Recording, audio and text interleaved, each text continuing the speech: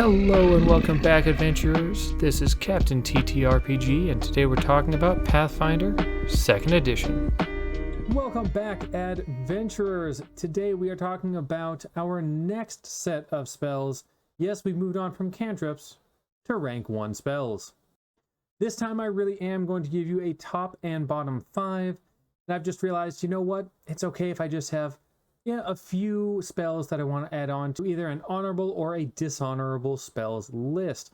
So yes, my top 5 and my bottom 5 that I look at when I look at the spells list, and a few others that I might mention but won't go into quite as deeply.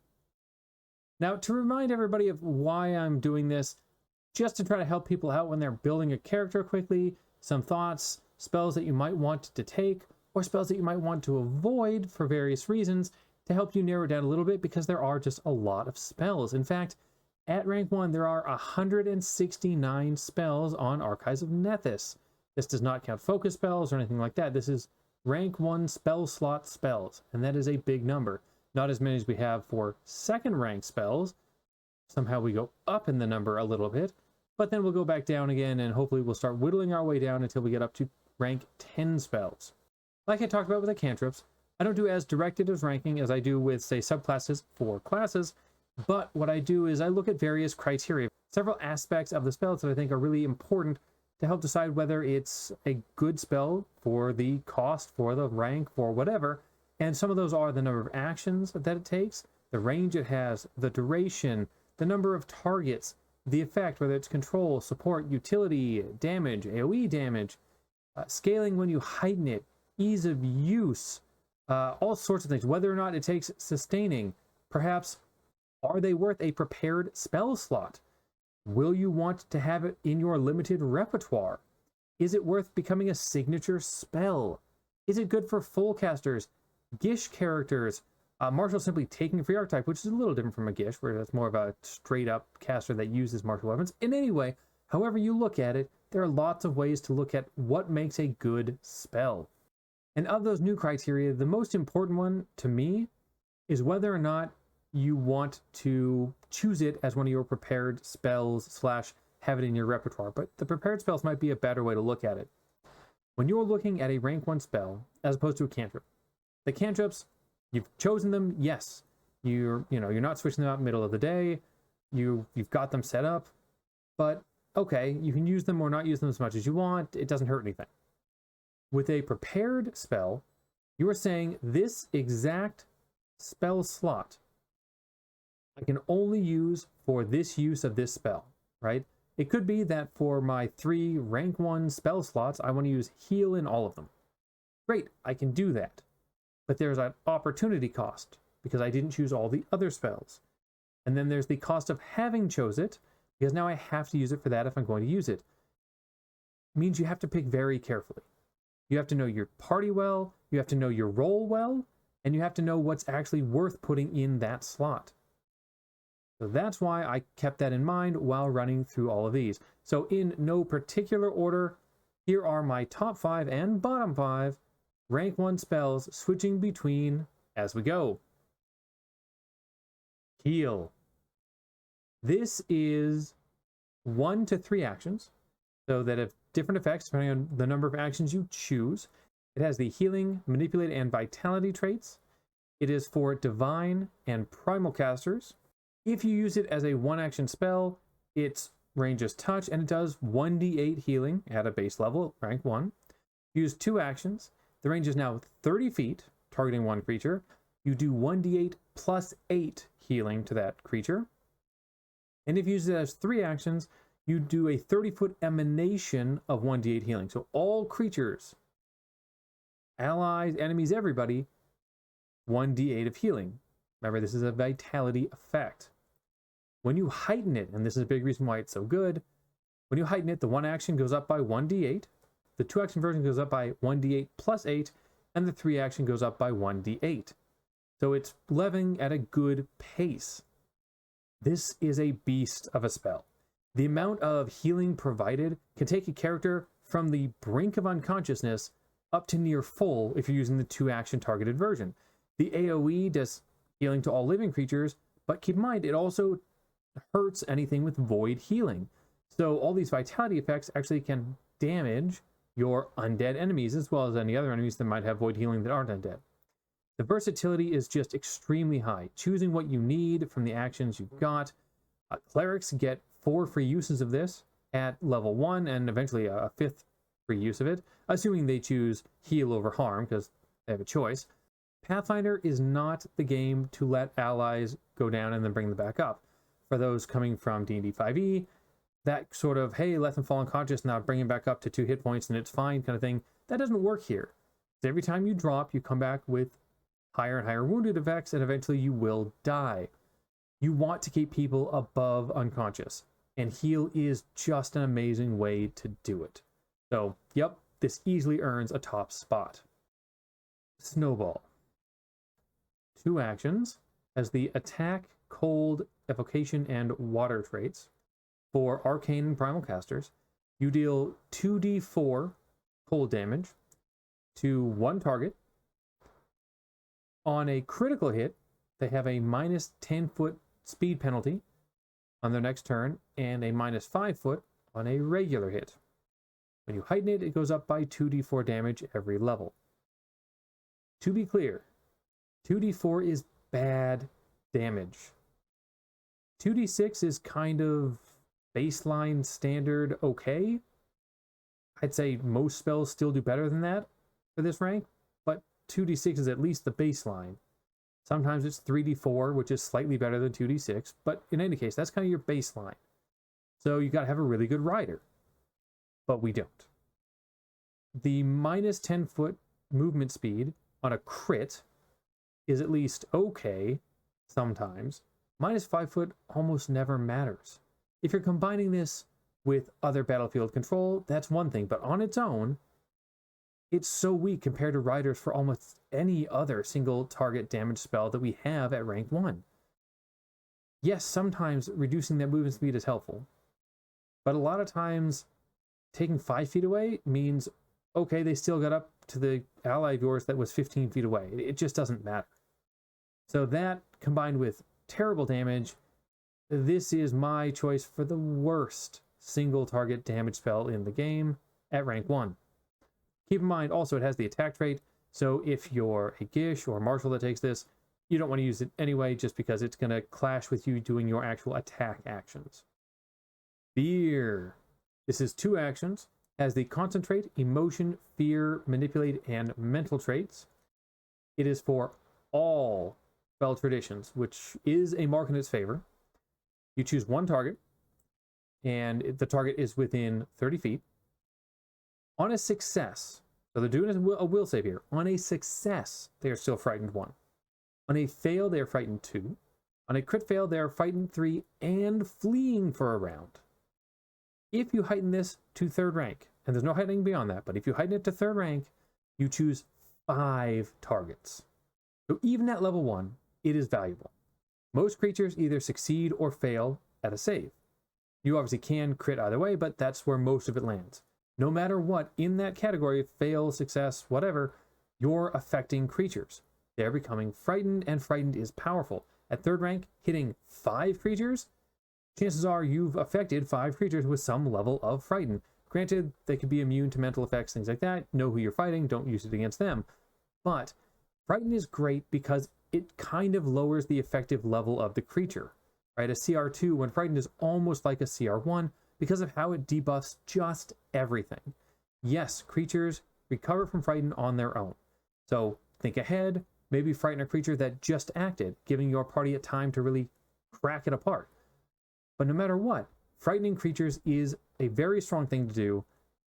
Yes, there are other ways to do it in the system, but this is just a great way to do it, especially at 3rd rank. But even at level 1, I would take this on almost any character I could.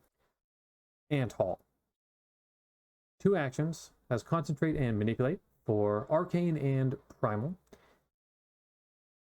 Choose 1 target, and you increase the bulk that target can haul by 3, or to a maximum of 6. 3 is just to get you until you're encumbered. It lasts for 8 hours. There is no heightening. Even if you use bulk and encumbrance in your game, and boy, do I know a lot of people who don't, this is just a temporary increase. Yeah, maybe it can help you get back to that city, but if you've got to go too far, it's not even going to do that. Now you've set yourself up to not be able to get back at all if you can't cast the spell anymore, and you chose to use this for a preparation. Or it's filling up a repertoire slot. If you found a reason to cast this, let's say you had a scroll for it, and the extremely rare situation came up that you could use that scroll. That is the only case I could see casting something like this. You would never waste a slot on this. That's compared to things that you can actually do that are valuable to help you get through situations, whether it be, a combat encounter or exploration that you've got to, get around obstacles. This is just having you carry a little bit more stuff. I just don't see the reason to take it. I want to be clear, as I go through these, that was clearly one of my low ones there. There are a whole lot of spells in rank 1 that you might look at that aren't going to be on my list worst, and you might think, well, this is clearly worse. I don't count utility spells that are completely utility and nothing else. Antfall has application outside of pure utility, but when it's a pure utility spell, it is probably going to be very situational. And you might prepare it during downtime to help you out during a day where you know you're not going to go anywhere or do anything else. Fine, that's fine. But I don't want to put those on here because I don't want to fill this with a bunch of utility spells that are meant to be situational, that are meant to come up when you plan very clearly ahead for them and you use them for that specific reason. And you probably are using them with scrolls or wands, probably not wands, probably scrolls, things like that. And you're probably not taking them as a spell slot option or in your repertoire. So yes, there are spells that I think are also less likely to come up than some of my worst lists, but my worst list is actually focusing on spells that you might actually use during the encounter day. Back to the list. Tailwind. This is 2 actions, as the air, concentrate, and manipulate traits is for arcane and primal casters. Targets self only, so it's just for you. Gives you a plus 10 foot status bonus to your speeds for 1 hour. You can heighten this to 2nd rank, and it becomes 8 hours, which is great. It's just heightening 1 rank, and you're just multiplying its effect by 8 effectively. If you only had 1 spell you could prepare, this isn't probably the one to do it, unless it was your 1 spell slot on a melee martial character, in which case, okay, so you took an archetype and took it, great. On a regular caster that isn't planning to get up into melee, it's still fantastic if you have multiple slots. Why is it so good? Because it can probably help you for your entire day, or at least, at rank 1, it's going to help you for multiple combats, if not your entire day, and this makes it really hard for creatures to catch up to you. The standard speed for a player character is 25 feet. A lot of enemies get 30-foot movement. Very common. Beyond that isn't as common. Definitely comes up, but it means if you have a 35-foot move speed, they can't catch back up to you. You can outpace your enemies, and that alone might keep you alive, or might make them waste so many actions that it's not worth it for them to chase you down. Keeping yourself safe as a spellcaster is extremely important. Positioning is a big deal, but if you can't get far enough away, and the creatures can still get up to you by striding once, you're probably in a lot of trouble. So you want to keep your distance. Tailwind is a great way to pull that off, and it's especially good on melee classes that don't get other kinds of speed boosts. Fated Healing. 2 actions. This is uncommon, as the enchantment, linguistic, and mental traits. This is for divine and occult casters. You choose 2 targets. They have to be hostile to one another, so probably an ally and an enemy. Each of those creatures heals 1d4 hit points at the end of each of its turns.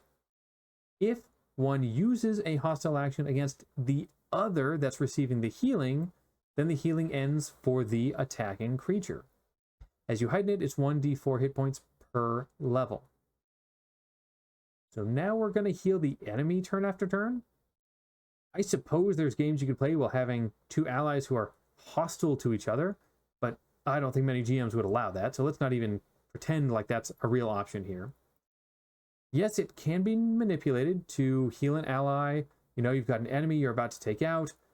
Great, you're going to choose that enemy, your ally isn't going to attack that enemy, and then your ally gets some nice healing. Yay. But you still spent one spell slot to set that up, and considering most combats are like 3 to 4 rounds anyway, you probably could have just used a heal spell, and this wouldn't be so clunky, and you'd be happier about it. It would heal more, and you wouldn't possibly heal an enemy, which is not great. So this is an extremely awkward spell to use that, in worst case, goes horribly wrong, and you end up, you know, healing an enemy, or in worst case scenario, you set up that ally and that enemy, and your ally decides to do some hostile action against that enemy, drops their own healing, and that enemy doesn't go after your ally and keeps its healing. It's not worth it. There's too much complication, and it could end up going wrong. Just avoid this one. This is 2 actions. This has the Aura, Concentrate, Manipulate, and Mental traits for Divine and Occult casters. Has a 15-foot emanation, lasts for 1 minute, and everybody in that 15 feet that is an ally gets a +1 to their attack rolls while they're in it. On one of your turns as the caster, you can choose to sustain it, but you don't have to. It lasts for a minute anyway. If you sustain it, you increase the radius by 10 feet, which is, keep in mind, when your radius increases by 5 feet, 10 feet, whatever, that's a much bigger change than just having a 10-foot emanation, right? The amount of area you cover every additional 10 feet is massive. These rings become so huge. Even one sustain, though, gives you a 25-foot emanation. That's an incredibly large space. Anyway, this can also counteract the Bane spell. Will you ever cast this with a slot above 1st rank? No, because there's no heightening on it. But a +1 status bonus to attack rolls doesn't go out of fashion. That's just good. You could always use this. You could be using this at extremely high levels. You could be level 20 and you'd still find some value in this. That's how good this is. For a character that plans to be up in the fray, you will likely get most of your party in the area. So if you're using this either as a Gish or a tank, something that wants to be up in there, this is great to set up early. You got to do that, you know, set up in that 1st round and get up in the fray, but probably worth it to help out your entire team if you've got other melees that are in there fighting, or even range characters. Again, this is +1 to attack rolls, which means it can help everybody. I'd say even sustaining the 1st round after you cast this is probably worth it if you can fit it in, because 25 feet, yeah, 25 feet should probably be as big as you ever need it to be. Cycle of Retribution. 2 actions. This is Enchantment and Mental, and Divine and Occult casters. As you choose 1 target, that target gets a will save. On a success, the creature is going to take 1d4 mental damage 1 time the next time they make a hostile action. On a fail, they're going to take 1d4 mental damage once per turn when making a hostile action. And on a crit fail, they're going to take 1d4 for every hostile action they make. This does need to be sustained, though, up to a minute. The direction that this spell takes is really what bothers me. How do you get the most out of this spell? Or even make it decent? By letting the creature take hostile actions, of course. So now, to get the most out of this, you want the creature to stay alive and attack you and all your allies, because if they're taken out, the spell didn't help. But you really don't want a creature running around smacking you and your allies around, so you want them to die quickly. Then there's the fact that you have to sustain this, so every round you're like, I need to spend another action so that I can make sure that guy keeps beating us all up. I just think, honestly, it sounds okay on paper right away. You're like, ooh, some damage even on success, and then crit fail, that sounds so powerful. This is a trap in my mind. It makes you think it's going to be great, but then you look at the reality of it, and it's setting up a scenario you really don't want to exist. Oh, and the creatures that can stay alive long enough to make this good that you maybe weren't going to focus down right away, probably because they're bulky and you want to take out all the little minions first. Well, if they're higher level or bulky, they're not going to crit fail anyway, and then it's just going to be kind of weak. Force Barrage. This is 1 to 3 actions. Has the Concentrate, Force, and Manipulate traits. Is for Arcane and Occult casters. You choose 1 to 3 targets. This will depend on the number of actions you choose, as well as how many targets you want to have. Has a range of 120 feet. Deals 1d4 plus 1 damage per action spent. This has no attack roll. It just deals damage. When you heighten it twice, so when you go from 1st rank to 3rd rank, and 3rd rank to 5th rank, those odd ranks, you gain 1 additional shard per action. So how does it work? All right, I choose to spend 1 action at rank 1. That's going to send 1 shard out. It'll do 1d4 plus 1 damage to the target I chose. Great. Or I could spend 3 actions for the same spell slot, fire 3 off at rank 1, all at the same target, or at 2 different targets and split them up 2 and 1, or at 3 different targets, 1 bolt each. And as you rank up, you're going to get more shards. Great. Still splitting it between up to 3 targets. Guaranteed damage is no joke. Is it high damage? No, not really. But it doesn't miss. 1d4 plus 1 is effectively the same as a d6 on average, right? Because an average on a d4 is 2.5 damage. With a guaranteed 1, that makes it 3.5. A d6, 3.5 is your average. So if you use 2 actions, it's nearly equivalent to a 2d6 damage attack spell, only you didn't have to roll for it. It just hits. And that guaranteed damage is what makes it strong. And sometimes you don't need to move, and you can just commit 3 straight actions to this 1 slot, and, you know, you're hitting pretty decent damage there. It's not crazy. It's 10.5 damage on average, but 10.5 damage, if you're targeting down 1 creature, especially at low levels, you can just wipe a creature out with that, and there's nothing they can do about it. There are certain situations, certain creatures that can be immune to this, very rarely, but generally speaking, this is just going to hit, it's just going to do the damage you want, and you'll just be happy that it worked. The heightening, again, it's not crazy damage, right? If you spent all 6 at 1 creature at 3rd rank, by this time you're level 5, that's 21 damage. 21 damage isn't insane, but when you just need to finish something off, it gets the job done. And finally, Ill Omen. 2 actions: Concentrate, Curse, Manipulate, and Misfortune. It is just for Occult. You choose 1 target with a range of 30 feet. It lasts for 1 round. Requires a will save, and on a success, nothing happens. On a fail, 1 attack roll or skill check has a misfortune effect, which means you roll the d20 twice and you take the lower.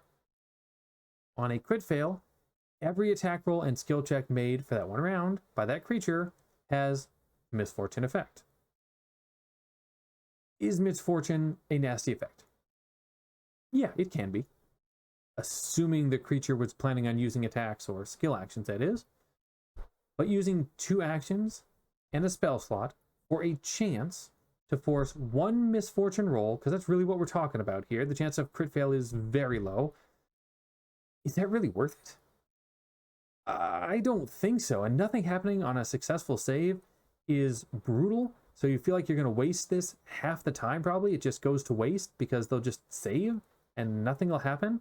And even in the best case scenario, this ends up feeling like pretty much an average, like a -3 penalty to each attack and skill check on the next turn. But compare that to Fear, where even on success, they're frightened 1. On a crit fail, they're frightened 3 and fleeing.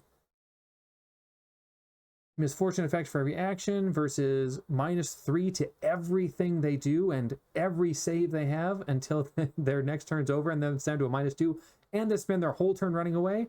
These aren't even on the same category to me. They're both debuffing control type spells, and yet Ill Omen is wasteful most of the time, and Fear can just remove a creature from combat for a round while also just making him easy to kill. It's not even close to me. Ill Omen is a terrible control spell at rank 1, in my opinion. Like I said at the beginning, I did want to have a few honorable mentions because there's just a lot of good rank 1 spells, honestly. I don't want to dive deep into these, but I think they're worth checking out, so take a look at these. We've got spells like Benediction, which is a nice buff situation, right? It's kind of like Bless, but defensive. We've got Protector Tree, which is another great defensive utility piece to use for your allies in combat. Summon Fae, which is the only summon I like at rank 1, because you can summon a Fae that has the ability to cast spells at rank 1, which means they can actually cast them, so that's pretty cool. Sure Strike is good for Gishens out there. It's a 1-action spell that's going to give you a way better chance to land your next attack, so great for setting up a strong strike as a Gish. You got Hydraulic Push as a decent single target damage spell, and Dizzying Colors as a nice 15-foot cone AoE control spell. All of those are worth your time. Check them all out. They didn't quite make my top 5, but they all could have been in there, honestly, in my mind. And that's it. Which rank 1 spells do you take on your characters? Did I put one of your favorites in my bottom 5? Let me know in the comments below, and as always, adventure on.